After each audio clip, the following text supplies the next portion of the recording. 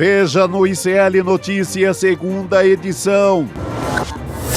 É o fim do tarifaço? Sabe, não pintou química, pintou uma indústria petroquímica. Estados Unidos e Brasil isolam bolsonarismo e sentam à mesa para discutir o fim das sanções. Evitou vexame às vésperas da COP30? A pedido de Lula, Davi Alcolumbre adia a sessão do Congresso que analisaria vetos à nova lei de licenciamento ambiental. Clima quente entre os ministros. Em meio a discussões sobre sucessão de Barroso no STF, Gilmar Mendes chama Luiz Fux de figura lamentável. O ICL Notícias, segunda edição, está no ar.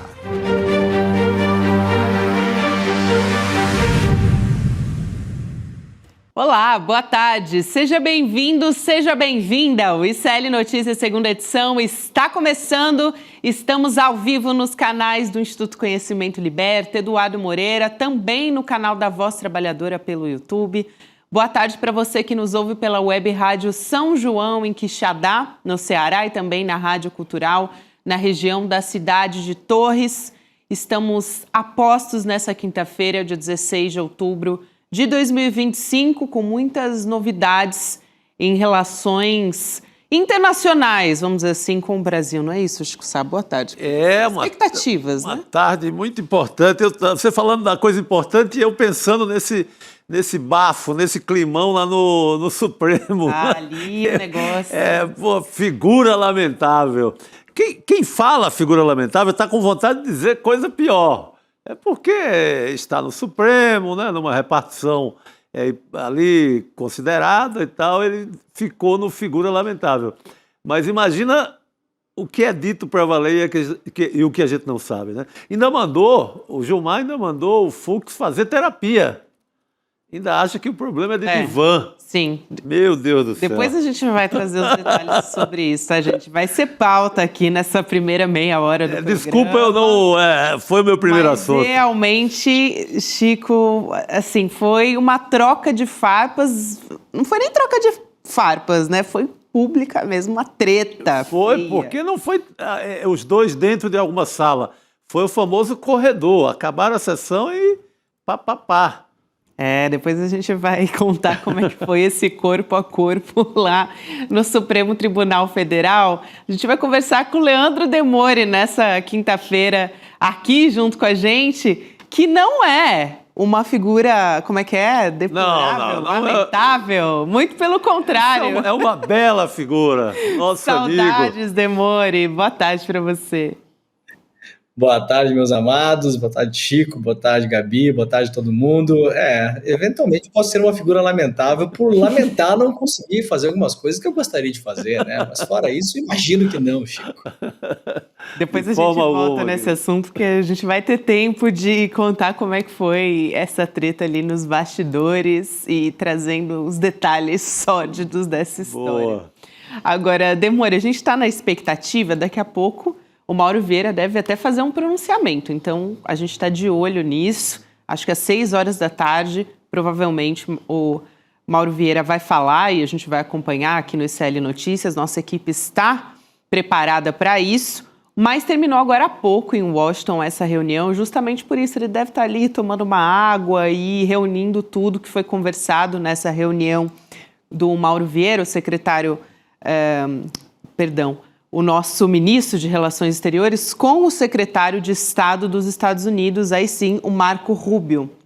Então, foi uma conversa reservada, essa provavelmente durou mais rápido, uns 15 minutos, e depois uma reunião mais ampla, de aproximadamente 50 minutos, e aí participou muita gente. Então, só para trazer um pouco de contexto de quem estava na reunião, a pauta, claro, foi o tarifaço, a possibilidade de suspender o tarifaço para alguns produtos e também as sanções contra, por exemplo, o ministro Alexandre de Moraes, sanções contra o Brasil.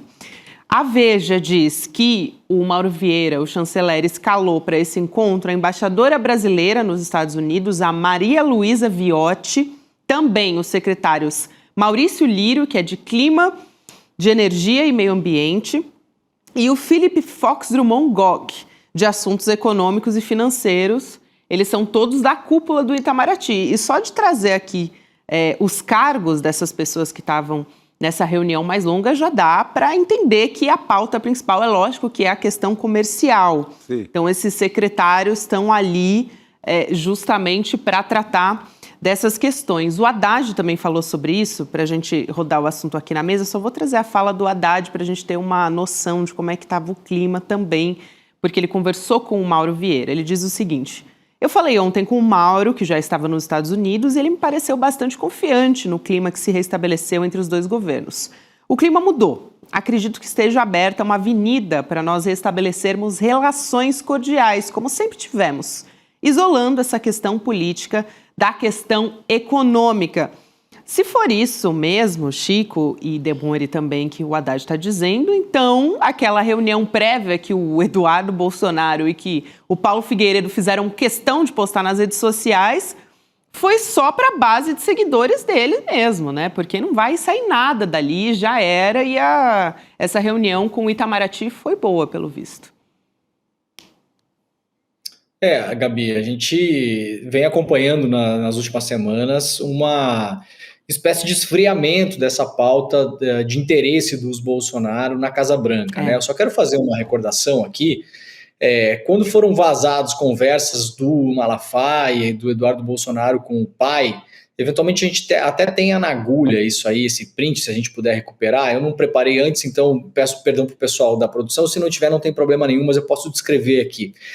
Em um determinado momento, o Eduardo Bolsonaro falava com o Jair e explicava para ele que ele deveria agir de uma outra maneira nas redes sociais, fazer um post, né, se manifestar mais em relação ao apoio dos Estados Unidos. Vamos lembrar que quando o Donald Trump solta aquele primeiro comunicado, dizendo que o Brasil teria uma taxação maior do que os outros países, que o grande problema é que o Brasil estava colocando pessoas injustamente na cadeia, tinha uma questão do juiz Alexandre de Moraes e tal, e cita o Jair Bolsonaro.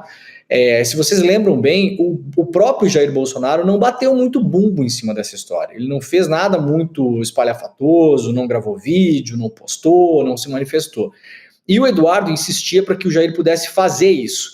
E aí, em determinado momento, o Eduardo fala o seguinte: olha, tem muita gente aqui na Casa Branca, né? Eu não vou repetir exatamente a frase, que eu não lembro, mas o tom era esse. Tem muita gente aqui na Casa Branca dizendo que o Brasil já era, next, né? O Brasil já foi, próximo.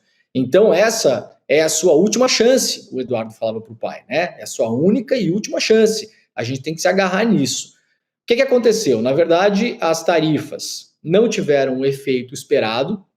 Alguns setores no Brasil, sim, tiveram problemas com isso. Eu estava vendo uma matéria hoje mostrando que o setor do tabaco, por exemplo, em Santa Cruz do Sul, no Rio Grande do Sul, que é a principal exportadora de tabaco para os Estados Unidos, sofreu muito, porque planta tabaco aqui para exportar tabaco in natura para os Estados Unidos. Então, alguns setores pontualmente sim, mas não teve um grande problema de balança comercial. O mundo não acabou, o Armagedon prometido não aconteceu.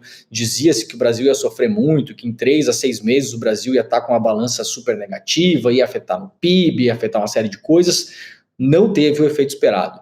As sanções em relação à lei Magnitsky, por exemplo, e cassação de vistos, não teve o efeito esperado.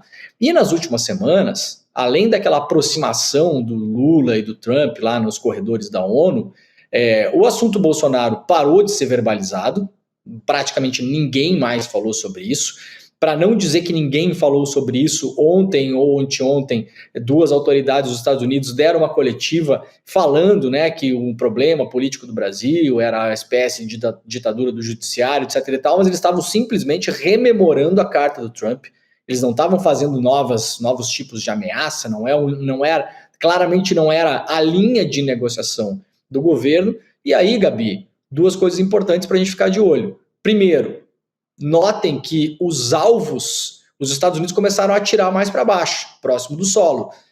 Caçaram primeiro o passaporte lá de autoridades de alto escalão, lei Magnitsky no Alexandre de Moraes e na esposa, mas depois, e eu já expliquei isso, Chico, com todo o respeito, não é nada em relação às pessoas atingidas, mas os últimos passaportes e vistos caçados, os vistos que foram caçados, as pessoas impedidas de entrar nos Estados Unidos, foi a presidenta do PSOL e o nosso amigo humorista Thiago Santinelli.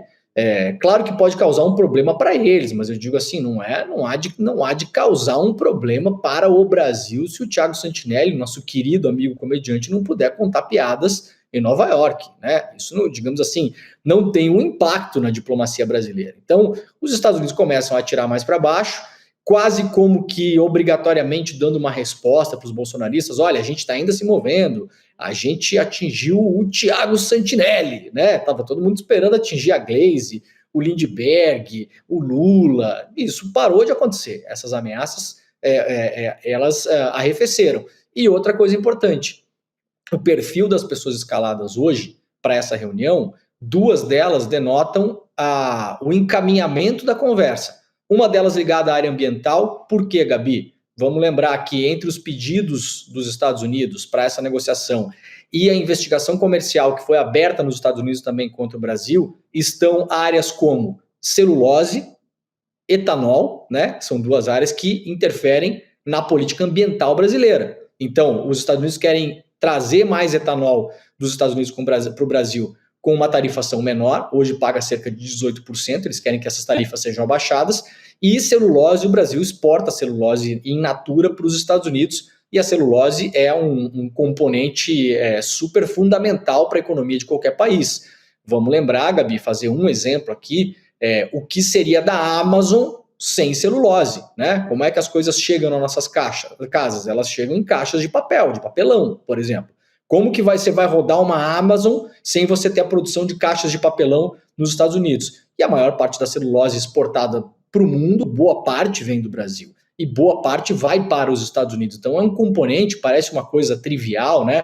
A gente muitas vezes fala em microchip, em eletrônica fina, em materiais de minerais raros, mas assim, às vezes as coisas básicas são as que fazem a diferença. Não adianta você produzir um computador e não conseguir entregar na casa das pessoas. Você não entrega um computador na casa de uma pessoa sem produzir isopor, sem produzir cartão, sem produzir cartolina, sem produzir papel, sem produzir plástico. O Brasil é fundamental nessas cadeias. Então faz sentido alguém da área ambiental estar presente nisso e faz sentido alguém da área comercial estar presente nisso, porque a discussão comercial também passa, é fundamental, na verdade, nessa linha de negociação. Então, pelo perfil das pessoas envolvidas na conversa, a expectativa Exatamente. é que a conversa tenha caminhado por isso e eventualmente tenha se citado aí Alexandre de Moraes, Judiciário, Bolsonaro. Acho difícil, viu, Gabi? Mas não acho impossível. Vamos esperar a coletiva do Mauro Vieira para ver se ele vai trazer detalhes ou vai dar uma coletiva um pouco mais genérica. Levando em conta o perfil do Mauro Vieira, se ele não for talvez questionado por algum jornalista, acho que não vai dizer que falou sobre Bolsonaro na reunião, né, Chico? Acho que vai ser uma coisa mais relacionada a tarifas. Não é muito da linha dele, mas olha, os jogadores escalados aí na conversa, eu acho economia pura, não é? Muito cara de tarifaço. Tivemos muitos acontecimentos depois daquele encontro do Lula, do tal da hora da química lá, né? Dos 29 segundos da química lá entre o Lula... Ou a petroquímica. Ou a petroquímica, segundo o próprio Lula, né? Cada um mede o amor como viu ali. Isso. E tivemos, por exemplo, a China... com problemas em relação a terras raras com os Estados Unidos, ou seja, os Estados Unidos ouviram da China que, olha, aqui ninguém tasca mais terras raras, não venderemos mais para vocês. Isso remete diretamente ao fato do Brasil ser o segundo do mundo em terras raras, abre-se aí uma fileira enorme. Tivemos o próprio Trump citando a questão do café brasileiro, que os Estados Unidos estavam com saudade do café brasileiro. Tivemos agricultores dos Estados Unidos revoltados com o Trump por conta da questão da soja, que só estavam comprando do Brasil. Então, uma série de acontecimentos que favorecem o governo brasileiro, que favorecem os empresários do Brasil. Então, acho que a história mudou muito dessa química até agora. E bem ressaltado pelo Demore, quando começam a tirar ali para baixo, na presidenta do PSOL, e no nosso amigo humorista, porque parece até para dar uma satisfação assim ao Eduardo e ao neto do ditador. Olha, não, nós continuamos fazendo serviço e tal. Gente, mas já tinha acabado, né? Quando sai da mulher do Xandão e vai para presidente do PSOL, a gente viu que A partir dali, né, Chico, a foi meio linha que a seria marca. outra, com todo o respeito à direção do PSOL e etc., que todo mundo sabe. Não, mas sem dúvida, chegaram a ser o ministro Alexandre de Moraes, o Alexandre Padilha também, né? Sim, no Isso. primeiro momento era Alexandre Padilha, por conta ainda dos médicos cubanos, né, pegando um velho Alvos argumento. graúdos. assim, Então, né? eu acho que essa mesa redonda de hoje, de negociação, foi, olha, precisamos do café do Brasil, queremos voltar a vender soja, os agricultores estão batendo na porta da Casa Branca, vamos mudar essa história. E o que for bom, aí volta aquela velha máxima do Juracy Magalhães, nos anos 60, o que é bom para os Estados Unidos é bom para o Brasil. Nesse caso de hoje olha, vamos ver o que é bom para os dois países e vamos acabar com essa treta. Só para a gente fechar, aqui para quem nos acompanha em vídeo, a gente estava mostrando imagens agora há pouco do ministro Mauro Vieira ao lado do Marco Rubio, ali aquele momento, né, das lideranças dos dois países se encontrando e conversando. Essas são as fotos oficiais que foram divulgadas até agora. Agora, para a gente ir para a pauta aqui, o nosso chat aqui, gente, não tem como, todo mundo quando a gente abriu o programa falando dessa história do Gilmar Mendes e do Luiz Fux, dos ministros brigando ali nos bastidores, foi uma coisa que aconteceu nessa semana, uma discussão. A gente traz aqui agora, foi no intervalo de uma sessão do Supremo Tribunal Federal. Então, imagina o clima, né, gente? No trabalho, no meio do seu expediente, tá? Que aconteceu isso. Eles se encontraram ali nos corredores e os colegas presenciaram. Então, por isso que a história acabou vazando para a imprensa. O Gilmar Mendes, ele questionou o Fux, num tom bem irônico, por ele ter suspendido um julgamento envolvendo, né, de um recurso em que o Sérgio Moro estava tentando reverter uma decisão contra o Gilmar, né, que tornou réu o próprio Sérgio Moro. Então, as pessoas que presenciaram essa discussão disseram que o Gilmar virou para ele e sugeriu que ele fizesse uma terapia para se livrar da Lava Jato. Começou assim, e essa treta, inclusive, foi revelada pela Folha de São Paulo. É importante a gente dar os créditos aqui. E aí o Fux respondeu que ele tinha suspendido o julgamento para avaliar melhor, né, analisar o caso, tal, e que o Gilmar Mendes estava incomodado por ele falar mal do Fux em diversas ocasiões. Ainda lançou essa, falou, mas você fala mal de mim várias vezes, em várias ocasiões. E aí o Gilmar ainda falou para ele, é verdade, eu falo mal mesmo de você, publicamente, por ser uma figura lamentável. Meu Deus do céu. Ele chamou o Fux de figura lamentável e ainda disse, falo mal mesmo de você publicamente. Só que nenhum dos ministros fomentou o caso, pelo menos não ainda. Mas foi assim, nesses termos que rolou essa treta ali nos bastidores. O clima, assim, realmente dá para servir uma torta de climão toda ali, né, no STF, Demore. Sabe, Gabi, que o Sérgio Moro é um sujeito, né, uma figura que, conversando com muita gente aí nas últimas semanas também, muita gente se arrepende de ter salvado o Sérgio Moro lá atrás, viu, Gabi? O Sérgio Moro estava com a corda no pescoço no TSE, vamos lembrar de uma ação 2 anos atrás, né, no ano retrasado, poderia ter se tornado, inclusive, inelegível, cassado, veio na esteira daquela história do Deltan Dallagnol também, eram 2 casos diferentes, claro. O Sérgio Moro com um problema de prestação de contas, né, poderia ter sido cassado pela Justiça Eleitoral, com gastos muito superiores e fora dos limites, né, inclusive não comprovados na sua eleição para o Senado. Estava todo mundo imaginando que o Sérgio Moro teria o mesmo destino do Deltan, que foi cassado, e na última hora rolou uma operação Salva Moro, inclusive por parte do hoje, então, governo, né? Imaginavam que o Sérgio Moro poderia ser uma espécie de anteparo fraco a adversários no Paraná, poderia eventualmente conter aí o Ratinho Júnior ou outras pessoas que poderiam aparecer, e na época, como tinha, se fomentava a ideia de que a Michele Bolsonaro, vocês vão lembrar disso, poderia concorrer ao Senado pelo Paraná. Sim. Então imaginava-se que o Sérgio Moro, enfraquecido, poderia ser um anteparo fraco a Michele Bolsonaro, os dois se anularem, os dois conseguirem dividir os votos e nenhum dos dois se elegerem. São cálculos políticos que são legítimos, são feitos, tiraram a corda do pescoço do Sérgio Moro.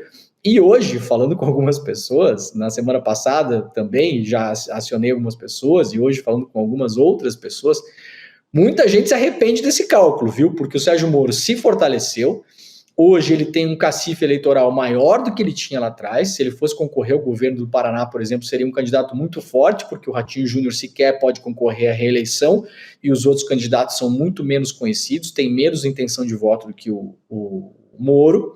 E o Moro, hoje, ele representa um grande problema, e aí está um bastidor de linha de fundo, Chico, do motivo pelo qual pode levar o Fux a tentar postergar esse processo contra o Sérgio Moro no STF. O Moro hoje é o cara que, de fato, nas coisas que mais podem machucar o governo federal, toca a CPI do INSS. Vamos lembrar, o Moro é membro da CPI do INSS, ele tem feito uma série de requerimentos, o Moro tem operado com uma parte da Polícia Federal que ainda é leal a ele desde os tempos da Lava Jato. Esses círculos não foram rompidos. E essa parte da Polícia Federal vem municiando o Moro. Isso aqui é uma apuração já que eu já trouxe na semana retrasada. Essa parte da Polícia Federal vem municiando o Moro para que o Moro possa usar essa munição na CPI. Coisas que eventualmente essa parte da Polícia Federal não consegue tocar investigações adiante, ou tem indícios muito fracos para pedir para o Ministério Público quebras de sigilo, para acionar a justiça, né? Por exemplo, isso está sendo municiado para o Moro, porque o Moro pode forçar, por exemplo, convocações e quebras de sigilo via CPI. Então o Moro hoje é uma pedra no sapato do governo, muito perigosa, aliás. Tem muita gente muito atenta ali às movimentações do Moro na CPI do INSS. Se esse caso contra o Moro tem um fim no STF, de modo que o Moro seja condenado, o Moro terá muito possivelmente o mesmo destino do Alexandre Frota, nosso velho conhecido, que era deputado federal, nos últimos tempos era vereador por uma cidade, acho que no interior do Rio de Janeiro, foi condenado por crimes de, não sei se foi injúria, calúnia ou difamação, desses crimes contra a honra, e perdeu o mandato.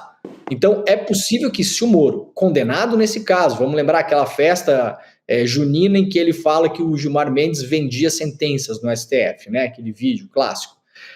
Se o Moro for condenado no STF por isso, encaminha-se eventualmente uma cassação do Sérgio Moro, senador, e uma eventual inelegibilidade no Moro. Vamos lembrar que o Moro foi eleito na última eleição, o Moro tem 8 anos de mandato, então na próxima eleição o Moro não precisa nem sequer concorrer, ele vai continuar lá no Senado, né? Então, o Fux se joga na frente do trem, né? Pede vista.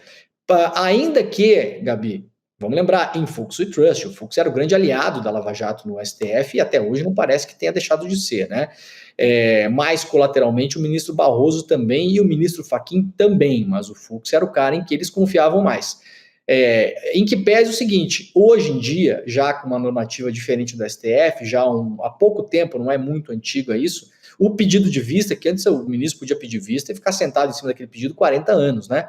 Hoje em dia são 90 dias. É o acordo que o STF fez, interna corporis, né? Então pegaria aí, se forem 90 dias, nós estamos em outubro, né? Outubro, novembro, dezembro, janeiro. Vamos lembrar que a gente tem o recesso do judiciário, então pegaria fevereiro, março, voltaria a se analisar isso em março. Em algum momento do ano que vem, o Moro vai ter que ser julgado, se nenhum outro ministro pedir vista em relação a esse procedimento dele no STF.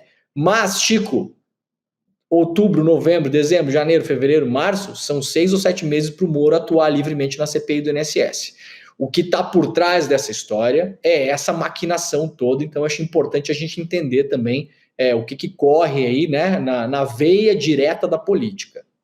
Nossa, importantíssimo. E há essa cultura, assim, historicamente, de uma ala da Polícia Federal continuar fiel a um ex-ministro da Justiça ou ao próprio presidente. Isso é um clássico assim, na história do Brasil.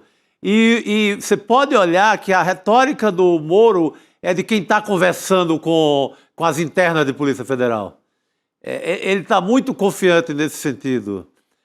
Toda a intervenção dele, porque ele é aquele jeito abobalhado, mas quando ele fala, ele se entrega que tem alguma, que está sendo abastecido por fontes importantes dentro do próprio governo, no caso, a Polícia Federal. E aí está o nó da questão do Gilmar e do Fux, que não é fofoca de corredor, é uma briga política das maiores, né? Isso. A questão é toda isso. Ela, digamos, ela explode com a linguagem da fofoca, mas ela não é fofoca. Ela é esse amor, essa fidelidade total do Fux à Lava Jato, daí a defesa implacável ao pupilo, ao Moro, né? Aliás, eu não posso deixar de dizer, já que a gente está falando do Supremo Tribunal Federal, que tem essa questão do impeachment de ministros do Supremo também. Até vou trazer aqui os detalhes da história, porque os parlamentares ali da extrema-direita e da oposição, eles apresentaram 2 pedidos de impeachment contra ministros do STF, isso de novo, né? Flávio Dino e Alexandre de Moraes são os alvos. Inclusive, segundo um levantamento que a CNN fez, esse é o pedido de número 41 contra o Alexandre de Moraes, mesmo assim é absurdo, né? E Flávio Dino é o 7º. Então, assim, muita coisa. E aí, para tentar antever um cenário de maioria bolsonarista, eventualmente depois das eleições no Senado, o STF está tentando já pensar em endurecer as regras para não acontecer um impeachment do Supremo. Então, tem 2 ações sobre esse tema de relatoria do Gilmar Mendes e eles estão tentando articular isso. Uma é para que só o Procurador-Geral da República possa oferecer uma denúncia, né, tenha legitimidade para oferecer uma denúncia, e a outra é para ter a aprovação de 2/3 dos senadores. Hoje é só maioria simples, então é mais fácil de conseguir isso. Então eles já estão vislumbrando um cenário de que talvez tenha maioria bolsonarista de senadores, e isso é muito perigoso. O professor Castro Rocha, que daqui a pouco chega aqui, também adianta muito isso para a gente, fala sobre os perigos disso já faz tempo, né? O grande ataque, Gabi, é o judiciário, né? A direita se coloca como antissistema, e a personificação do sistema é o judiciário, em uma medida mais restrita o STF, e em uma medida personalista o Alexandre de Moraes, né? O Flávio Dino colateralmente, mas o Alexandre de Moraes é o sistema, ele é a personificação do sistema, a personificação do tirano, né? Sempre que você faz essa disputa retórica para você fazer algum tipo de revolução ou qualquer coisa, ou insurgência armada, ou golpe de Estado, você precisa da figura do tirano, né? Essa é uma questão estética da política, isso aí não é de hoje, né? Isso aí é de muito tempo. E o Alexandre de Moraes personifica isso. Então, a gente pode imaginar que na eleição do ano que vem, mesmo que o Lula seja reeleito, se for ele o candidato, há um risco muito grande de o Senado ser tomado pelo centrão /direita /extrema-direita. Esse ano, eu estava conversando, ano passado, foi esse ano, no começo do ano, no primeiro trimestre, eu estava conversando com o senador Jacques Wagner, que está há muito tempo na política, né, já ocupou vários cargos legislativos e executivos, e perguntei para ele sobre a questão do Senado, né, falei, olha, como é que está o Senado? Parece que é uma casa um pouco ainda mais republicana, entre aspas, né, onde as discussões têm ainda um certo nível. Ele falou, olha, realmente, né, também por sermos em número menor do que na Câmara são 500 pessoas se degladiando, né, no Senado são 70 e poucos, né, então assim, é mais fácil, já tem gente que está há muito tempo ali, nós conhecemos as relações, a maneira de conversar um com o outro, que os interesses de todo mundo ali também, a coisa já é mais ou menos acomodada. Mas o cálculo que ele fez é um cálculo muito interessante, Gabi, que a gente vai poder contabilizar isso a partir do momento em que as alianças eleitorais regionais do ano que vem estiverem dispostas. O Jacques Wagner falou o seguinte, pela experiência que ele tem, os governadores têm a tendência a conseguir eleger os senadores, né? A população acaba fazendo um link direto entre essas duas figuras na hora da eleição. Então, o que ele quis dizer com isso? Se você tem um governador de um determinado campo político, tem uma tendência que os candidatos daquele governador ou daquela aliança ou daquele partido sejam eleitos para o Senado. E aí, qual que é a avaliação dele? Hoje, a maioria dos governadores do Brasil passam longe de ser de esquerda, né? A maioria dos governadores do Brasil, vamos começar do sul para o norte. Rio Grande do Sul, Eduardo Leite, que é um cara de centro-direita, teve muito mais posições, inclusive, próximas do Bolsonaro do que do Lula, criticou muito mais o Lula do que criticou o Bolsonaro nos últimos anos. Tá saindo o Eduardo Leite, mas a disputa lá vai ser forte dentro da direita mesmo. O Zucco é o principal candidato que aparece lá, que hoje é o deputado federal, onde o Bolsonaro faz reuniões no apartamento do Zucco em Brasília. Então tem uma chance grande que, se o Zucco levantar a candidatura para o governo do estado, consiga arrastar senadores. Santa Catarina, bolsonarista. Jorginho Melo, quem são os candidatos de Santa Catarina? Que se fala, né? A mim, que se bolsonarizou mais do que o Bolsonaro nos últimos tempos. Carluxo, Caroline Detone, né? Eventualmente João Rodrigues, que é o prefeito de Chapecó, bolsonarista, eleito com quase 80% de votos. Então, dali não vai sair coisa melhor. Quem já são os senadores do Rio Grande do Sul? Hamilton Mourão, senador de direita, de extrema-direita. Quem é o senador de Santa Catarina? Jorge Saif. Então, se você tem mais o Saif, imagina um caso em que no Sul você tem Mourão e mais um eleito pelo Zucco. Aí em Santa Catarina você tem Saif, que já está eleito e vai continuar lá. Carol Detone e Carluxo ou Amin. Você já faz 5 ali. No Paraná, você já tem o Moro pela extrema-direita. Se você tiver ali uma concorrência ali de senadores e colocar mais um, você já está falando em 7, 8. Você partiu de 3 estados, Chico, com 7, 8 senadores. Não, é muita vantagem. Aí você pega Rio de Janeiro. Você vai. A chance de ser senador de direita é grande. São Paulo, a chance de ser senador de direita é grande. Total. Minas Gerais, de direita, é grande também. Sim. Mato Grosso do Sul, Roraima. Então, assim, a perspectiva, mesmo que o Senado no ano que vem não seja totalmente assim de extrema direita, é assim, Chico, é chocolate 70% para cima, entendeu? 80%, eu diria, viu? Olha, vai estar na mão do Nordeste ali, de novo, mas com 9 estados, nem ali só de garantido é Ceará, Pernambuco e Bahia. O resto também é um Deus, assim, não é certeza. Para o Senado não é. O Sergipe não é, Alagoas não é. Alagoas teríamos ali o Renan, que seria favorável, ali é o campo progressista. O Lira não sei se vai, mas se for esse cara da presidência da CPI do INSS, é mais um de extrema-direita ou de direita. Então, não, o desenho é inferno de Dante no Senado. Bom, ainda tem tempo da gente se preparar, né? Antes disso. Então, tá aí, mas eu acho que... O que o Jacques Wagner esteja errado, viu, Gabi? Porque os governadores, a maioria é de direita, né? Esse é o grande problema. O Jacques Wagner é candidato, aliás, à reeleição na Bahia. Nesse clima que eu vou me despedir aqui do Demore, nesse N2, nesse clima que ele gerou. Não, mas é um belo alerta. E, Demore, o Frota, ele perdeu o mandato em Cotia, aqui em São Paulo. Cotia. Mas ele perdeu porque é a mesma história do Moro. O Moro perde o mandato, porque tem a jurisprudência é muito farta. Não vai ter como tomar outra decisão. Como não teve agora no caso do Frota, mesmo com uma Câmara meio de direita lá em Cotia. Não tem como. Juridicamente não tem salvação. É automático, né, Chico? É automático. Adeus, Moro.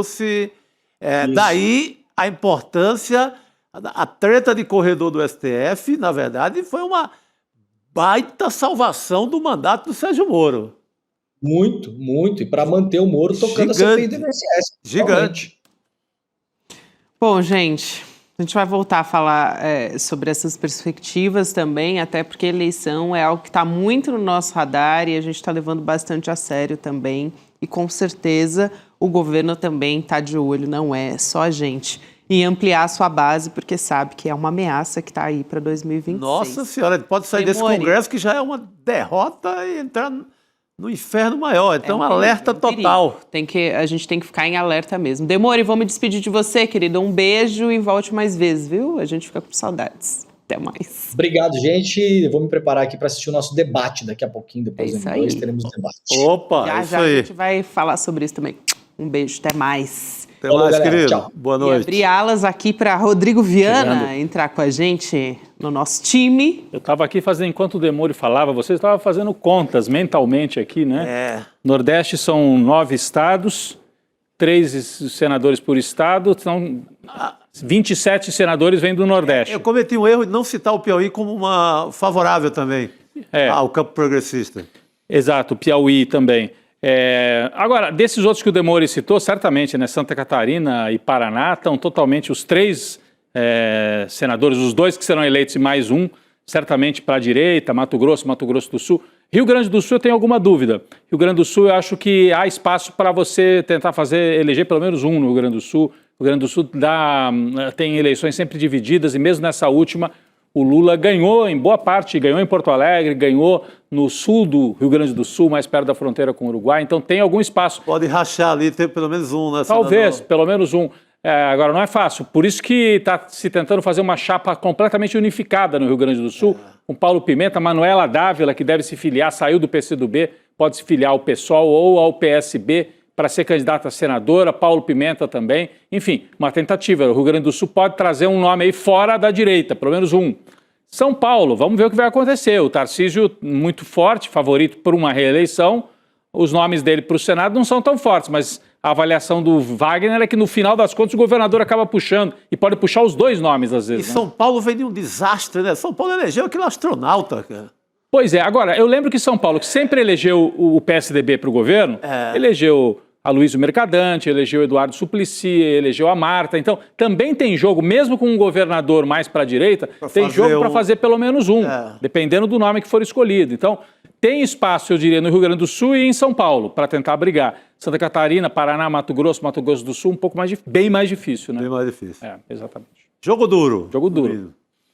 Gente, a gente está de olho aqui, a qualquer momento vai falar o ministro Mauro Vieira depois da reunião com o Marco Rubio, então a qualquer momento a gente traz as informações a respeito disso para vocês. Estou de olho aqui em tudo isso, a nossa equipe também, mas temos o professor Castro Rocha aqui, que vai conversar com a gente sobre justamente as negociações do tarifaço. Tem muito assunto, na verdade, para a gente falar com o professor Castro Rocha nessa quinta-feira, não é isso, professor? Boa noite para você. Boa noite.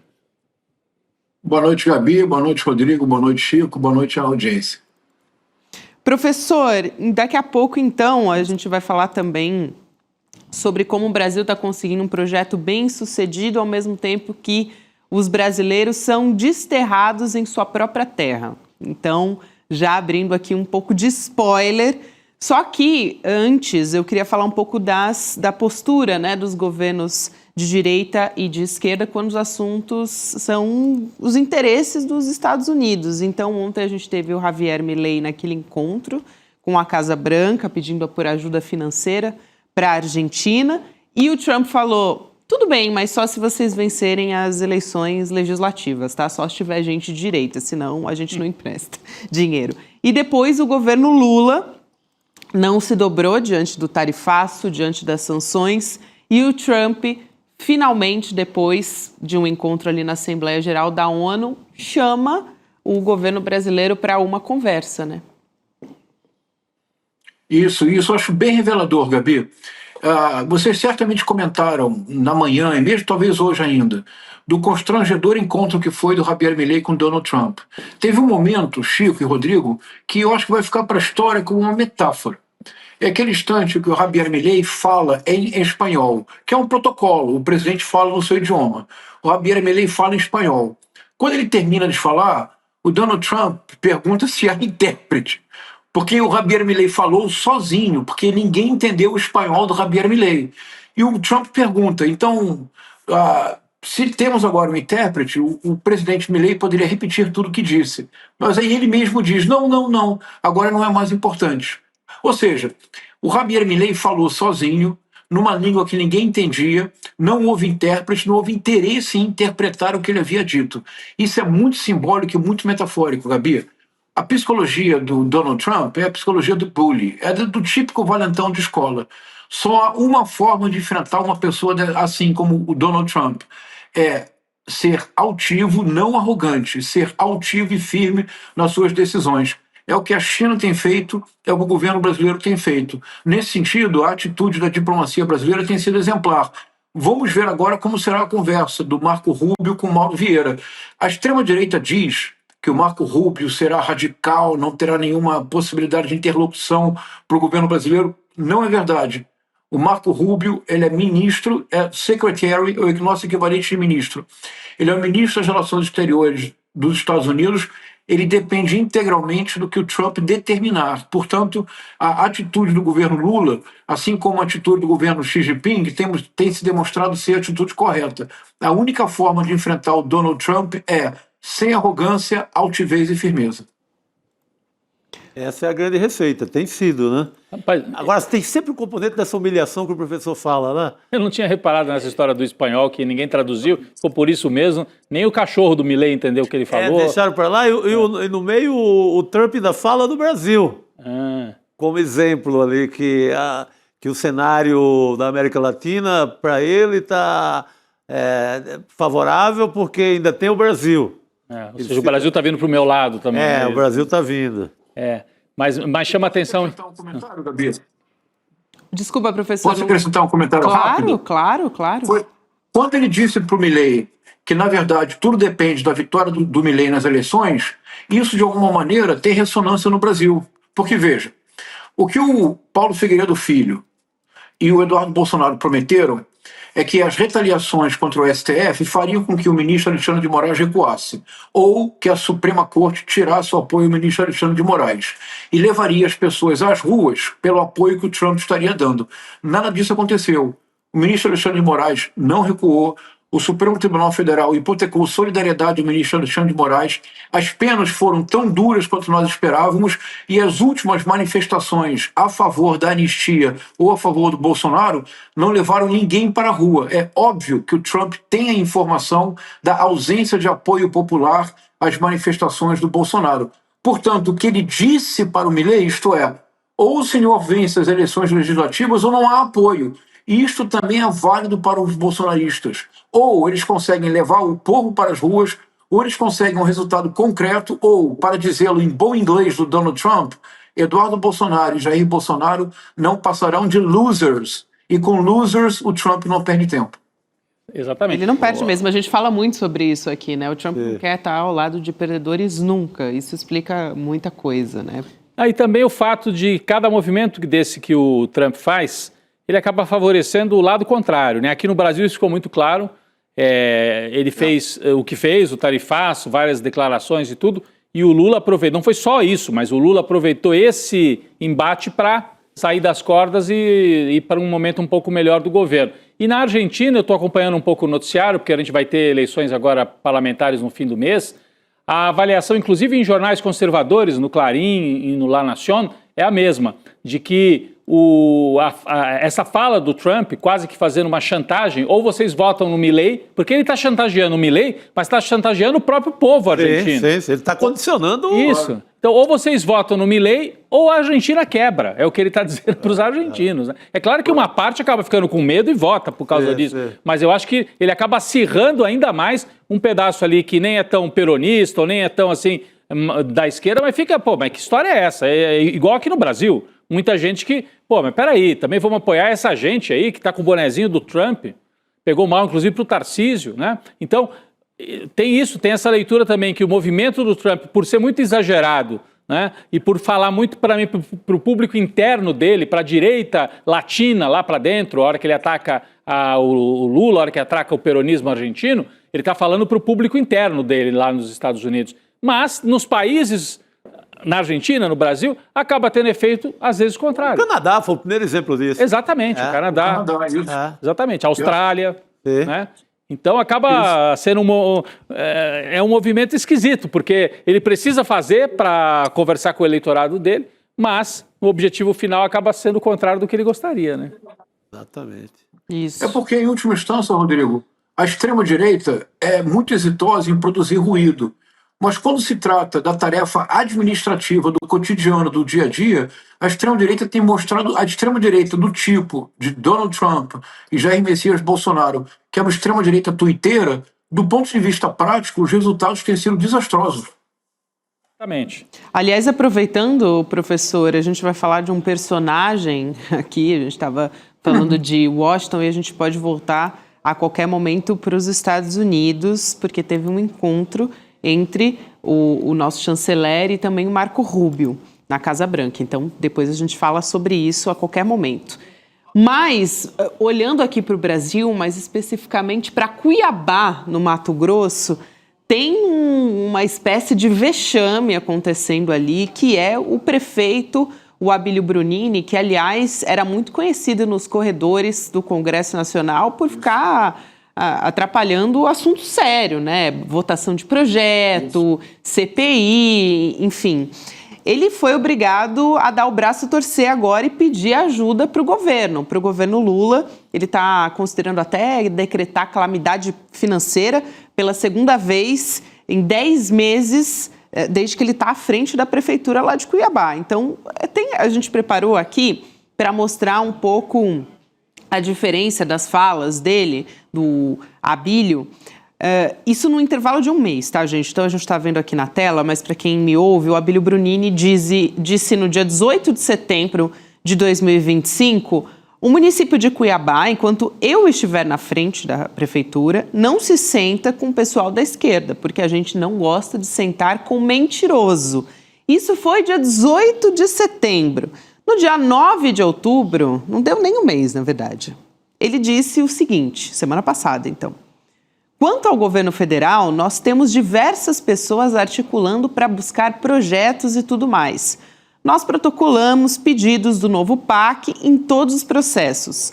Foram liberadas 4 creches para nós, mas nós protocolamos mais de 40 projetos e os outros não foram aprovados.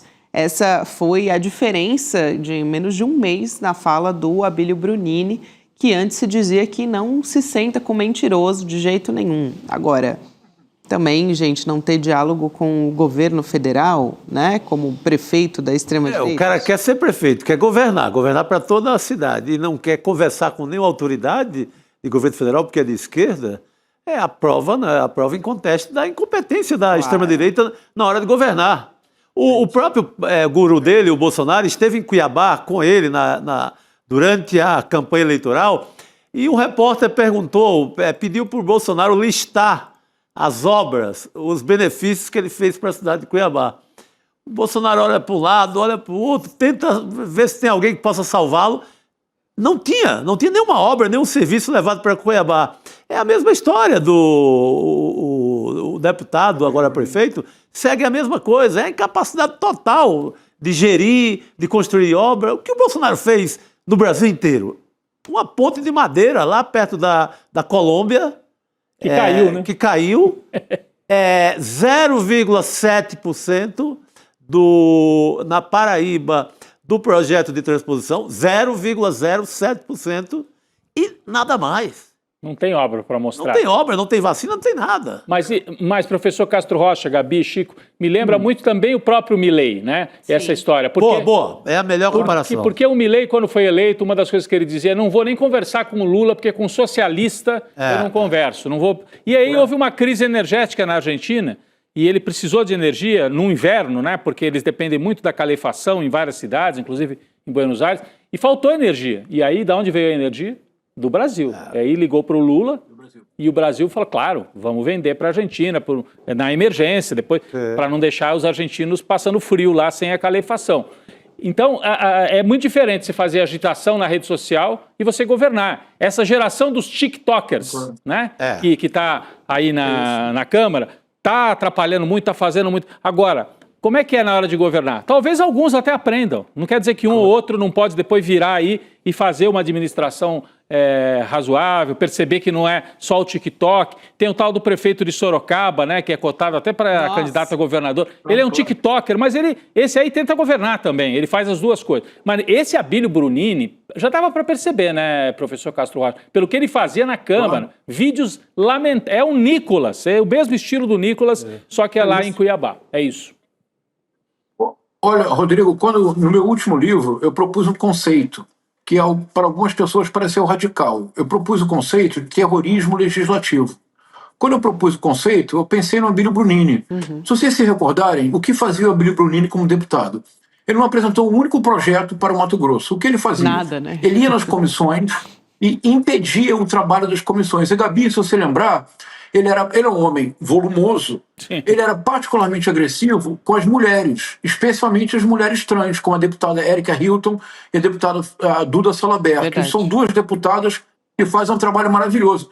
Há cenas do Abílio Brunini em que ele literalmente projetava o corpo em cima da deputada federal Érica Hilton, da deputada federal Duda Salabert, para impedir que elas falassem. Então, eu propus o conceito de terrorismo legislativo com a seguinte ideia. Ele lança a mão sistematicamente da violência simbólica para impedir que o parlamento funcione, para impedir que haja diálogo. Ele ia nas comissões com a única finalidade de não permitir que os trabalhos fossem feitos. Isto é um tipo de parlamentar cuja finalidade é desmoralizar a Câmara Federal. Com que objetivo?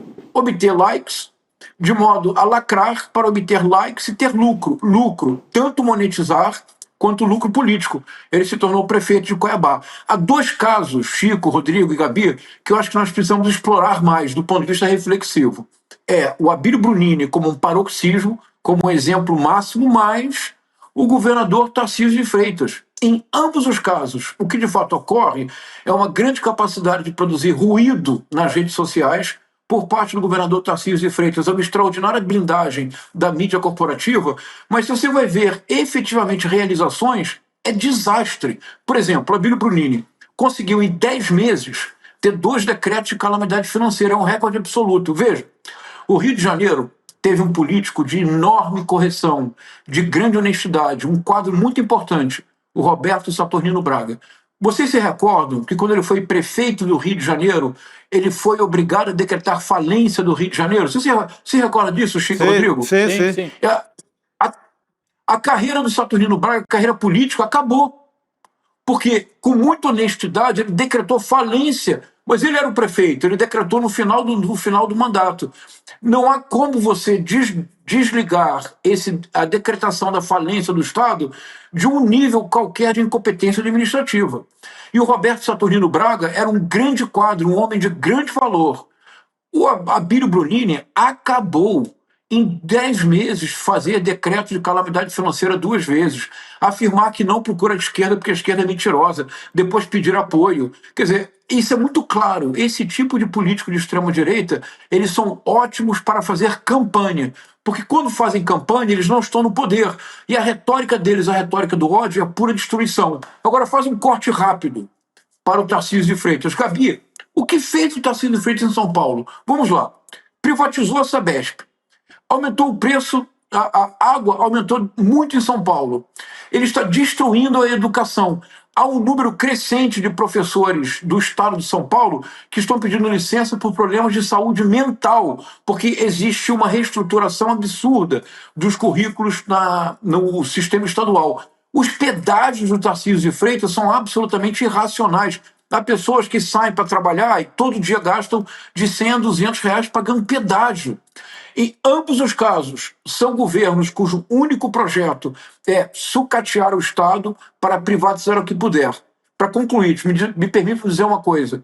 Vamos ficar de olhos muito abertos, porque o Abílio Brunini pode estar querendo retirar o Estado das funções sociais no neoliberalismo predador e utilizar a justificativa do decreto de falência do Estado para retirar progressivamente o Estado de funções sociais.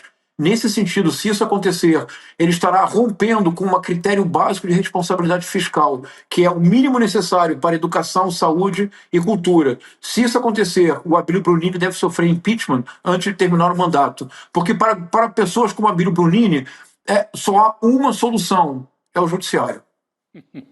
Perfeito. Eu pensei em outra solução, eu não vou falar, porque meus advogados não permitem.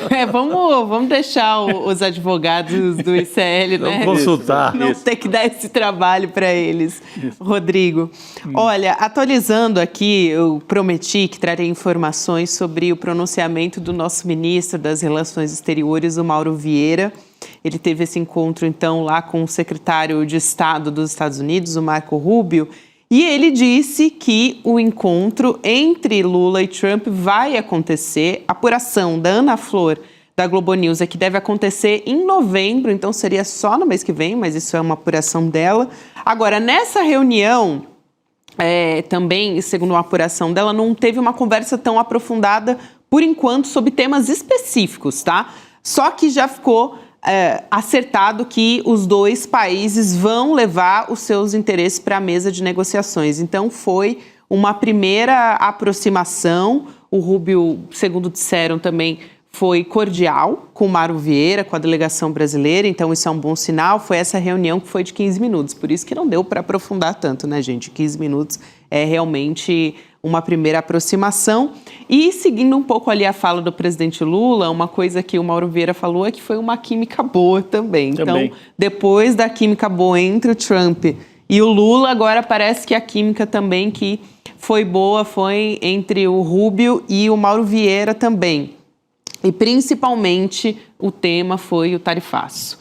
A gente já imaginava que realmente seria isso, né? Os 50% de tarifas contra uma série de produtos brasileiros. Então, nenhum anúncio específico sai dessa reunião, né, Gabi? Depois da fala, da entrevista do Mauro Vieira pós-reunião, né? Isso, exatamente, Rodrigo. Então, foi uma conversa produtiva, com química, foi essa a sinalização ali, a primeira coisa que deve acontecer também, o encontro presencial entre Trump e Lula. Aí em novembro foi a Ana Flor que disse, mas logo, logo isso deve acontecer. Normalmente qualquer anúncio importante é feito pelo próprio Trump. O governo é muito centrado, é ele e ninguém mais. Não ia ser o Rubio. Não ia ser o Rubio que... Uma primeira aproximação. Ia dizer alguma coisa. Não, mesmo que já tenha dito, vamos, imediatamente vamos suspender isso, mas aí só o Trump fala. Eu acho que não sai de mais ninguém. De qualquer forma, preparou para novembro. É isso.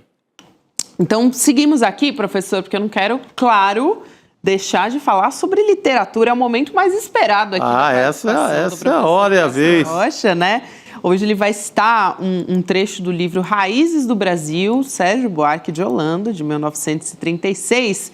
Então, a gente coloca aqui na nossa tela os trechos, professor. Posso continuar lendo aqui ou o senhor prefere citar um de cada vez? Como é que a gente vai? O senhor que manda aqui para a gente tocar o barco. O primeiro, por favor, leia o primeiro, eu faço um comentário breve e você lê o segundo. Combinado, professor. Você que manda, professor. Vamos lá. Então vamos lá, Raízes do Brasil, em 1936.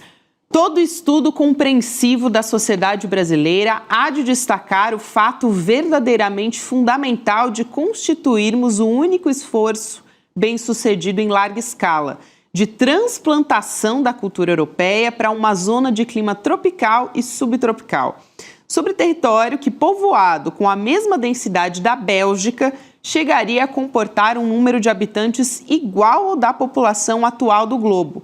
Vivemos uma experiência sem símile. Professor, esse é o primeiro trecho, né? Gabi, eu estou muito feliz, sabia? Porque o que nós estamos fazendo agora é algo histórico. O que você acabou de ler, Gabi, ninguém lê hoje no Brasil. Sabe por quê? Porque você acabou de ler, Gabi, o parágrafo de abertura da primeira edição de Raízes do Brasil, em 1936. Uma honra. Na edição definitiva, lançada em 1967, o Sérgio Buarque de Holanda suprimiu tudo o que você acabou de ler, Gabi. Todas as pessoas que leem Raízes do Brasil nunca leram o que você acabou de ler, Gabi. A importância disto para a nossa reflexão é enorme, porque, veja, não pode haver dúvida. Rodrigo, Chico, vejam, não pode haver dúvidas.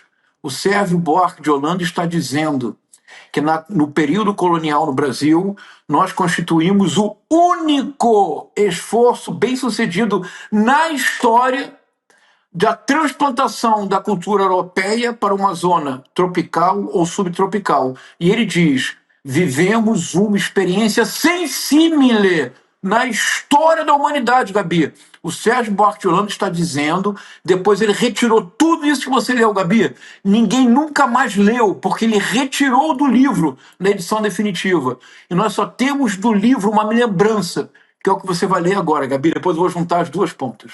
Mas não é empolgante, pessoal? Muito, Gabi, você está lendo para o Brasil algo que ninguém nunca mais leu. Nossa, muito bom, professor. Agora. Tá bom, agora fiquei ansiosa. Vamos continuar, então, a leitura, professor. Agora é a sequência, Gabi. Sequência de Raízes do Brasil, então. trazendo de países distantes nossas formas de vida, nossas instituições, nossa visão de mundo e timbrando em manter tudo isso em ambiente muitas vezes desfavorável e hostil, somos ainda uns desterrados em nossa terra. Isso é muito forte, né, professor? Essa fala final. Vamos lá então, Gabi. Essa fala final é o que todos leem hoje em dia. Porque na edição definitiva, o Sérgio Buarque de Holanda suprimiu toda aquela primeira parte que você leu, toda, Gabi. Gabi, você está lendo algo que desde 1936 ninguém conhece. Ele suprimiu aquela parte toda. Aí foi o grande erro do Sérgio Buarque de Holanda, porque veja, nesse parágrafo de abertura havia um paradoxo.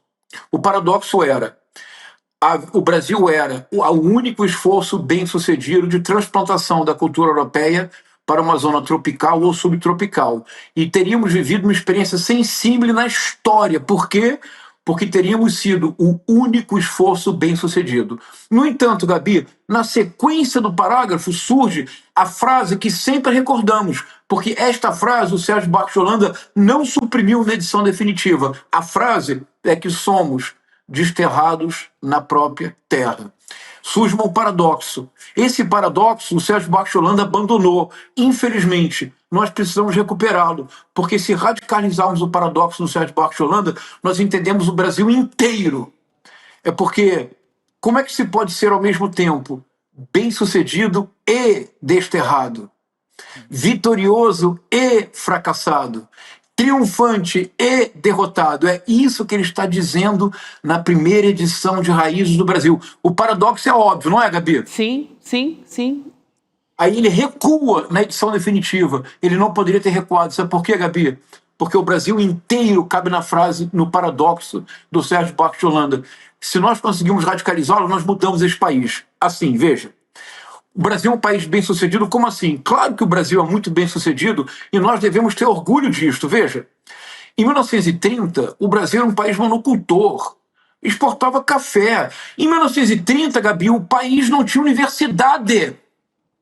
De 1930 a 1980, nenhum país no Ocidente cresceu com uma taxa média de crescimento do PIB como o Brasil. Entre 1930 e 1980, o crescimento brasileiro só tem paralelo no crescimento contemporâneo da China. E chegamos no ponto áureo do segundo governo Lula, a 6ª economia do mundo. Hoje somos a 8ª economia do mundo. Temos que nos orgulhar. Hoje o Brasil, que em 1930 não tinha universidade, hoje o Brasil tem o mais sólido sistema universitário da América Latina. Não há nenhum país latino-americano que tenha um sistema universitário tão sólido quanto o brasileiro. Veja, eu viajo para a Universidade de Nápoles.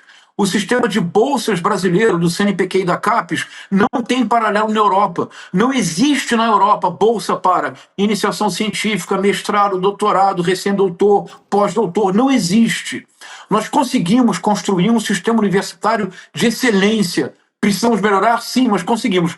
Agora, ao mesmo tempo, Gabi, somos bem-sucedidos. Somos a 8ª economia do mundo, não há como negá-lo. Ao mesmo tempo, nós somos o 8º país mais desigual do mundo. Nós somos um país em que a carga tributária é deixada para os pobres. Eu, que sou um modesto professor de literatura na Universidade do Estado do Rio de Janeiro, no meu contra-cheque, 27% são descontados, mais 5% da Previdência do Estado do Rio de Janeiro, mais de 30% do meu salário. Gabi, super rico no Brasil não paga imposto. O agronegócio vive das isenções fiscais e dos subsídios. Quando há a ameaça de 50% do tarifaço do Trump, de imediato o Congresso, em 24 horas, aprova 40 bilhões de reais para os que já são ricos. Mas quando existe uma medida provisória que pode gerar para o governo 36 milhões de reais para dezenas de milhões de brasileiros, o Congresso veta. O Brasil é, ao mesmo tempo, bem-sucedido e desterrado.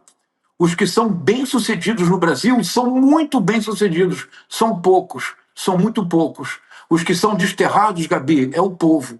No Brasil, o povo sempre foi desterrado. E as grandes crises políticas no Brasil foram os momentos em que se tentou resolver o paradoxo. Somos bem-sucedidos, sim, mas o povo não pode ser desterrado na própria terra. Toda vez que se tentou trazer o povo para que ele também fosse bem-sucedido, crise. 1930, 1945, 1964, 2016, 2018, hoje. o Congresso e a Faria Lima. No paradoxo do Sérgio Buarque de Holanda, Gabi, o Brasil inteiro se desenha. O Sérgio Buarque de Holanda não suportou o peso do paradoxo. Nós precisamos radicalizá-lo, porque se nós radicalizarmos o paradoxo, o governo pode finalmente tornar-se o governo mais decidido em apoio às causas verdadeiramente populares. Abolir a escala 6x1, aumentar, mudar a reforma tributária, finalmente fazer uma reforma agrária, lutar pela implantação de creches no Brasil, lutar para que um dia todo o transporte público nesse país seja gratuito. Seria a maior redistribuição de rendas da história da América Latina. Então, Gabi, no paradoxo da primeira edição do Sérgio Buarque de Holanda, há o dilema que ainda hoje nos persegue. Resgatar esse paradoxo. Que, Gabi, você vê a importância do que você fez agora, Gabi? Desde 1936, ninguém tinha lido este primeiro parágrafo. Ninguém tinha se dado conta do paradoxo. Como ser bem-sucedido e desterrado? É porque o Brasil foi pensado para ser assim. Bem-sucedido para poucos, desterrado para todo o povo. A gente não tinha se dado conta antes do professor Castro Rocha vir aqui e deixar a gente... Fica até, assim, sem caminho depois, professor. Como é que a gente segue aqui com as notícias depois que você desnuda, sabe? Na frente da gente. Muito bom. Excelente. Fez sentido para vocês, pessoal? Fez. Eu queria só fazer uma observação muito rápida aqui, uma notinha de rodapé na fala do professor. Porque eu fiquei com vontade de entender melhor e depois até pesquisar por que exatamente que o Sérgio Buarque retira esse trecho. Eu posso imaginar. Porque é um trecho, esse trecho inicial que a Gabi trouxe aqui, falar em transplantação da cultura europeia, talvez ele mesmo tenha percebido que abriu o livro com isso, né? Eu não sei, eu quero estudar melhor, o professor também não estou nem pedindo para explicar isso agora, deve ter uma explicação longa. Mas é uma fala um pouco transplantação da cultura europeia, dá a entender de que o Brasil é só a transplantação europeia e você anula as outras culturas que também fizeram parte da construção do Brasil. É claro que a obra dele é um baita livro, Raiz do Brasil, e tem uma complexidade enorme, mas talvez acho que ele achou muito problemático você lançar isso logo na abertura, né, à luz da antropologia e dos estudos que vieram depois, né? Retirou. Muito bom, Rodrigo. Mas eu queria estudar, depois entender melhor, porque eu li a edição, não essa aqui, claro, eu li a de dos anos 80 e realmente fiquei curioso de entender melhor por que ele retira isso, né, Chico? Muito bom, Rodrigo. Não é uma resposta, mas uma sugestão para sua reflexão. A abertura de 1936 é surpreendentemente próxima à abertura de Casa Grande Senzala de 1933. A abertura, o primeiro parágrafo de Casa Grande Senzala de 1933 também sugere que o Brasil é um exemplo bem-sucedido porque os portugueses tinham experiência de colonização em área tropical na África. Como, posteriormente, o Sérgio Buarque de Holanda e o Gilberto Freire se afastaram cada vez mais, porque, veja, Rodrigo, vou dizer uma informação agora que pouca gente sabe, Gabi, isso é divertido. O volume do Sérgio Buarque de Holanda inaugurou uma importantíssima coleção da editora José Olímpio, que era a coleção Documentos do Brasil. O primeiro volume foi Raízes do Brasil, do Sérgio Buarque de Holanda. Rodrigo, você sabe quem era o editor da coleção em 1936?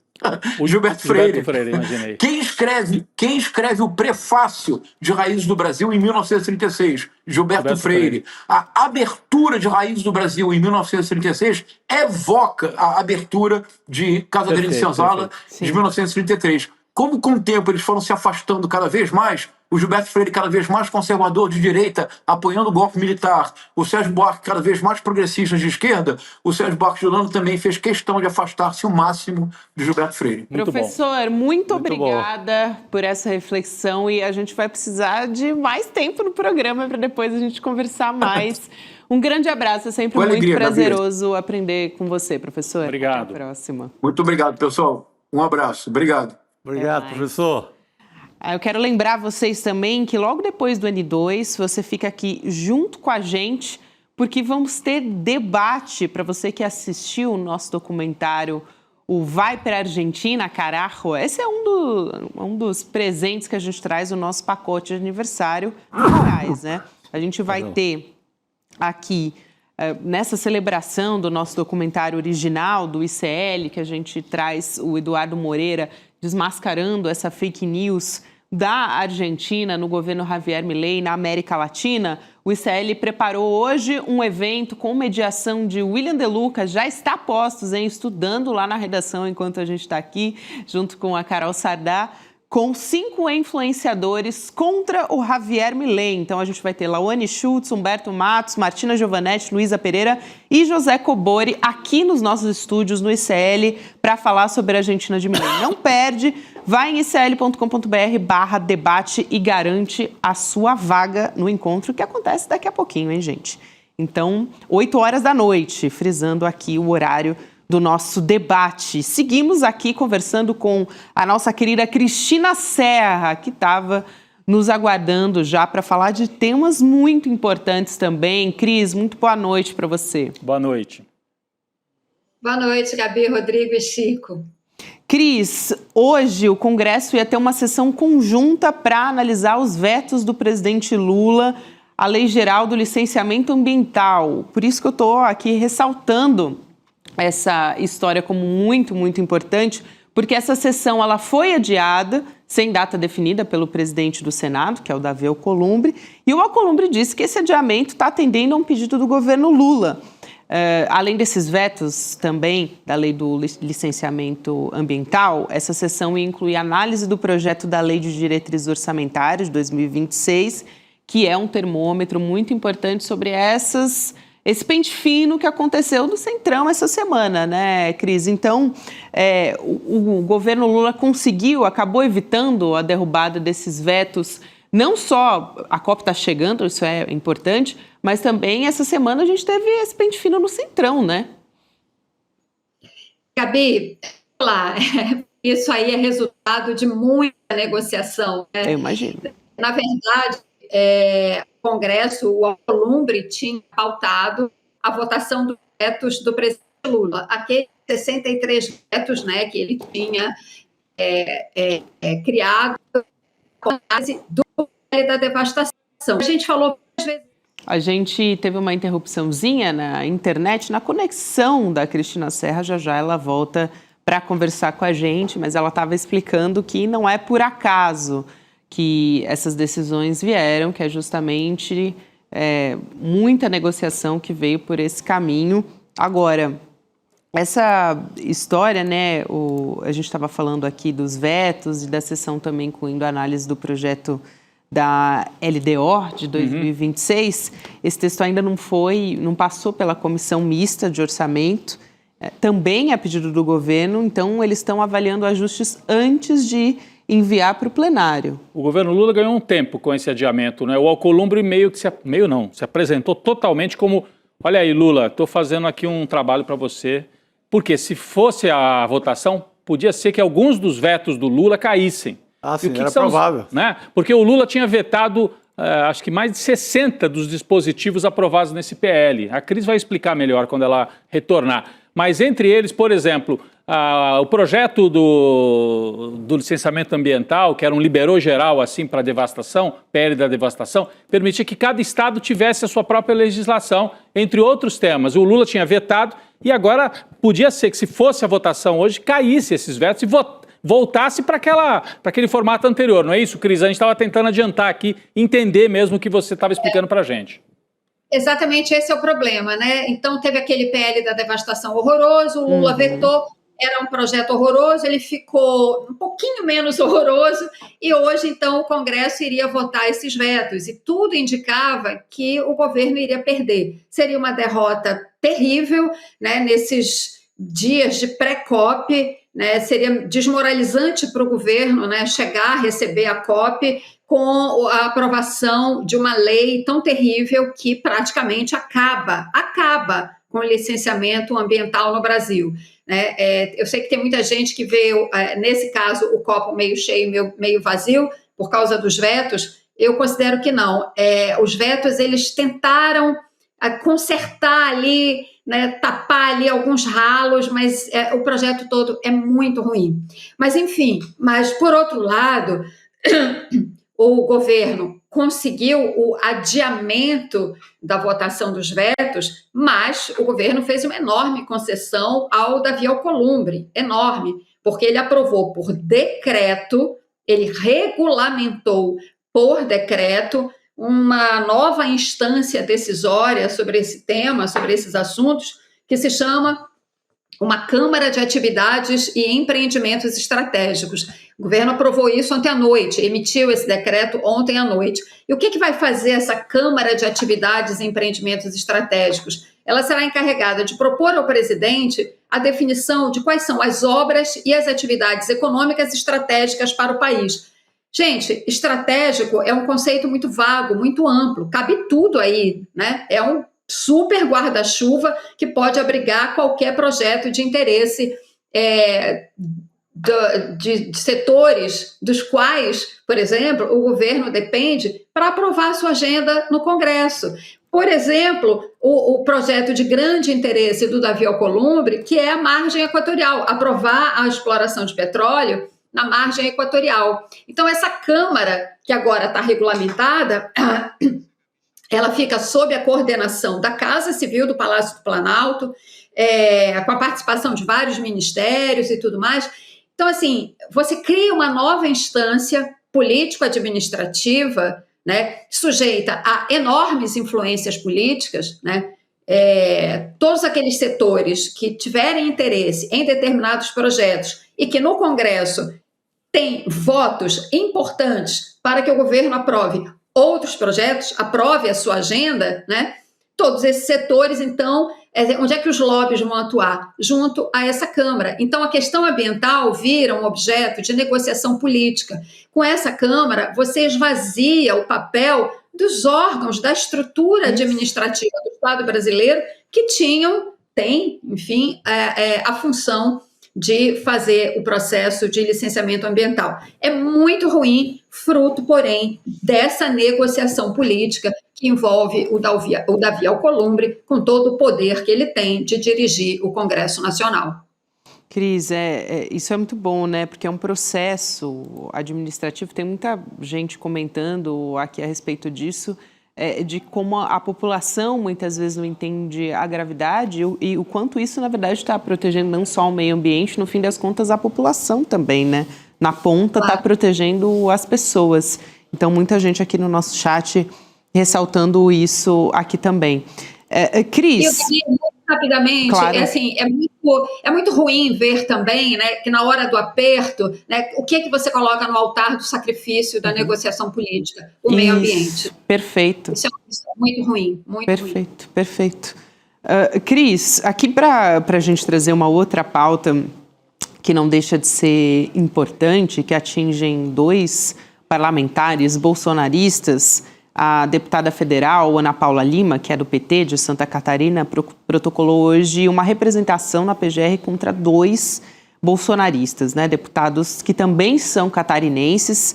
Ela está pedindo investigação da Júlia Zanata e do Zé Trovão por suspeita de uso irregular de emendas parlamentares. As emendas PIX, aliás, os 2 participaram daquele motim bolsonarista. No fim das contas, foi só o Zé Trovão e outros 2 parlamentares, né, o Marcelo Van Hatten e o Marcos Polon, que entraram ali, de fato, na mira do Conselho de Ética da Câmara dos Deputados. Mas a Zanata estava lá também, inclusive com um bebê. Levou durante o motim bolsonarista. Foi muito grave o que aconteceu.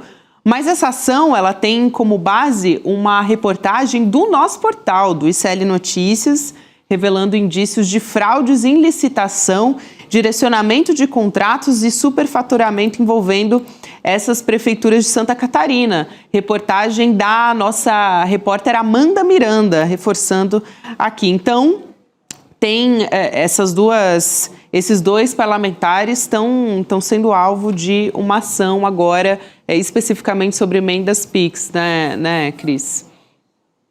Gabi, esses 2 parlamentares são, assim, a fina flor do pântano bolsonarista, né?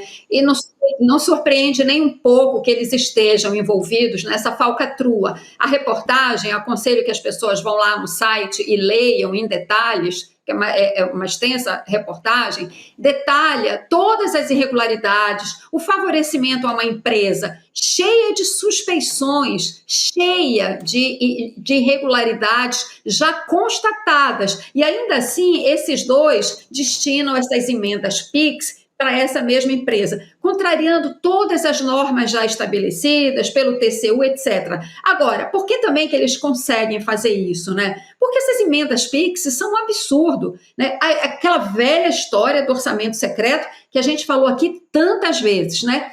O Supremo Tribunal Federal tentou fechar uns ralos aqui e ali, ainda com a Rosa Weber, antes dela deixar o Supremo Tribunal Federal. Depois esse assunto passou para as mãos do Flávio Dino, ele também tenta ali fechar vários ralos, mas a verdade é que, assim, por mais que se tente fechar, essas emendas, as emendas parlamentares, de uma maneira geral, né, o Congresso se assenhoreou de tal forma do orçamento público, que por mais que você tente fechar um ralo aqui e ali, não consegue fechar tudo, né? E a verdade é que a aplicação de grande parte do orçamento público brasileiro, dinheiro nosso, né, é secreta, continua sendo secreta. Você não sabe aqui e ali por onde escapa, a não ser, claro, quando vem algum jornalista ou, claro, algum órgão de controle que faz uma investigação e detecta, aqui tem coisa errada, né? Mas, enfim, continua escoando essas emendas PIX em especial, isso tem que acabar. Claro, não vai acabar com esse Congresso, porque ali tem muita gente se beneficiando disso, mas em algum momento, se a gente conseguir eleger um Congresso melhor no ano que vem, o próprio Lula, não sou eu que estou dizendo, Lula disse ontem, né, o pior Congresso da história do país. Se a gente conseguir eleger algo minimamente melhor, isso precisa ser mudado com urgência, senão isso vai continuar acontecendo e a gente denuncia aqui e ali e a coisa se repete. É isso, Cris. A gente vai continuar acompanhando essa história. Aliás, tem muitos casos lá em Santa Catarina que a Amanda tem feito a cobertura, né? A Amanda Miranda, prefeitos que foram presos e muitas apurações sobre corrupção. Então é algo para a gente continuar de olho. Aliás, a gente fez até um detalhe sobre isso, sobre como essas situações estão se repetindo em diversos municípios ali de Santa Catarina, recebendo um monte de verba em cidades muito, muito pequenas, né? Verbas muito maiores do que capitais. É uma captura do orçamento federal via deputados para, enfim, sem nenhum planejamento centralizado. Então, é a pulverização do orçamento, o que atrapalha a execução do próprio orçamento. Destrói a política dos ministérios, né? É isso. Porque você tem um governo federal que articula as políticas. Aí você joga na mão assim de cada um decidir, vai dinheiro para cá. Por que está indo para cá? Ah, sei lá, porque é a minha cidade onde eu quero ter 1000 votos para deputado no ano que vem. Então é isso, né? É assim que é feito. É exatamente isso, sem nenhuma lógica, sem nenhuma racionalidade, né, de onde o dinheiro deve ser aplicado. Agora, vocês imaginem, por essas e outras, Carluxo, né, Carlos Bolsonaro, quer sair, quer deixar de bem ser. lembrado. No Rio, que coincidência. Santa Catarina. Imagina o que vai passar de emenda na mão desse sujeito. Ixi, é mesmo. Boa, Cris. É importante levantar essa bola até para a gente ficar alerta, né? A gente já, aliás, fazer esse alerta quanto às vagas que vão ser ocupadas por senadores ou que vão tentar, né, esses senadores... aliás, esses bolsonaristas ocuparem essas vagas do Senado em 2026. Então, um alerta muito importante para a gente ficar de olho para o ano que vem. Cris, muito obrigada. É sempre bom ter você aqui junto com a gente, minha amiga. Um grande abraço e até a próxima. Obrigado. Boa noite, querida. Tchau, gente. Boa noite. Boa noite, Cris. E a gente continua por aqui de olho no relógio, porque daqui a pouquinho a gente vai começar a nossa contagem regressiva, hein, para o nosso debate que temos ainda hoje, 8 horas da noite. Mas antes disso, ainda tem informação por aqui, queria trazer essa história do PGR, né, do Paulo Gonet, Procurador-Geral da República, pedindo para o Supremo a reabertura da investigação sobre uma suposta interferência do Jair Bolsonaro na Polícia Federal. Aliás, Sérgio Moro foi a pessoa que falou sobre isso. O único bom Saiu do governo atirando, né? O único bom serviço que o Sérgio Moro fez na vida, né? Pois é. Porque ele entregou o ex-patrão dele, o Bolsonaro. Ele disse que o Bolsonaro queria intervir na PF, né? Foi assim que ele saiu atirando do governo, eles ficaram sem se falar um tempão. Substituiu o delegado na Amazônia porque ele queria deixar correr solto aquele contrabando, garimpo, madeira. Aquele contrabando de madeiras do Ricardo Salles. Uhum. Isso é muito fácil provar, né? Porque você pega o Moro ali como testemunha, 2, 3 delegados que foram afastados, tá feita a cama do homem. E aí essa investigação ela tinha sido aberta em 2020. Como a gente falou, o Sérgio Moro pediu demissão, falou publicamente que o Bolsonaro estava tentando intervir na Polícia Federal politicamente. E aí o Gonê disse que, pelo depoimento do Sérgio Moro, essa reclamação do Bolsonaro era sobre a falta de acesso a relatórios de inteligência da Polícia Federal. Só que para trazer a fala exata do Procurador-Geral da República no pedido para o Supremo. É imprescindível, portanto, que se verifique com maior amplitude se efetivamente houve interferências ou tentativas de interferências nas investigações apontadas nos diálogos e no depoimento do ex-ministro, mediante o uso da estrutura do Estado e a obtenção clandestina de dados sensíveis. Isso é muito importante, né, Rodrigo e Chico, porque nessa condenação agora também do Supremo da trama golpista, a gente vê claramente também os tentáculos do Bolsonaro nas instituições, né? É isso, aqui tá claro e é preciso que se investigue. Ficou parada há muito tempo essa investigação e em boa hora a Procuradoria retoma. É mais uma para o Bolsonaro responder. Foi retomado o caso da pandemia, né, o caso do genocídio, pelo Flávio Dino já direto no Supremo. E agora a intervenção na PF, falta ainda, cadê as joias? Parou naquele caso. Cadê as joias das Arábias? Pois é. Esse está faltando. Está faltando também. Tá, por favor. Da Covid também já está no radar de novo. É isso que o Chico falou, que o Flávio Dino reabriu. Perfeito. Muito bem, então. Eu quero lembrar vocês que tem uma nova edição da revista Liberta que está aí. Acabou de sair, está quentinha essa edição, a capa é sobre essa arrancada do presidente Lula, assunto que a gente tem falado aqui quase que diariamente no ICL Notícias e de toda essa conjuntura política, né, de como ele está favorito nessas pesquisas da corrida eleitoral de 2026. Tem artigos exclusivos do Felipe Nunes, que aliás é um craque nesse sentido, muito né? Bom. Marina Lacerda e também do Maurício Moura. Falamos também nessa edição, essa capa tá ótima, né? Inclusive é do Aroeira, essa capa. Eu ia falar, mais uma capa assinada pelo Aroeira. Genial. Muito boa. Me lembra algumas capas da Carta Capital de antigamente aí. Muito boa a capa. É o Lula e os outros ali comendo poeira, né? Tarcísio e outros. Lema né? e o Caiado. Muito também bom. Vamos falar de inteligência artificial. E aí tem as colunas semanais do Leandro Demore, o professor Castro Rocha, que estava aqui agora há pouco com a gente, que sempre traz reflexões muito únicas, né? De uma perspectiva, um olhar muito único.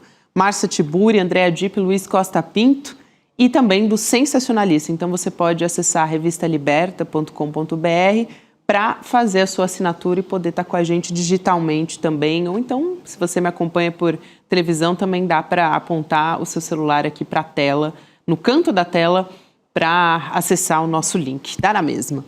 Vamos nessa, Chico Opa! Sá e Rodrigo Tem Viana? debate daqui a pouquinho, debate. Né? Vai abrir agora a contagem. Agora. Isso aí é bom, que o pessoal pode dar uma respirada, né? Tomar um café ou jantar, dependendo, né? Uhum. E aí, volta para assistir o nosso debate. O William De Luca comandando a guarda. Claro, ele já tá postas aqui da redação dele. E o cara tá cedo. Ensaiadinho ali, ó, tá na ponta da língua, vai ser lindo. O homem estuda, o homem estuda. Preparado, rapaz preparado. Então, boa noite para todo mundo. Amanhã estaremos de volta. Amanhã é sextou, hein? Então já estamos na expectativa. Esperando. É isso, gente. Até amanhã. Até amanhã.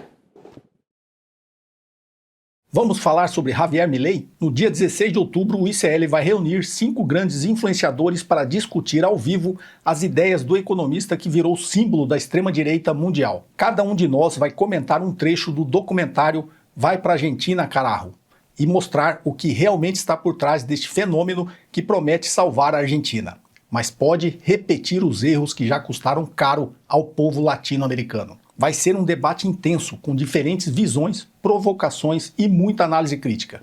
E o melhor, totalmente gratuito e online.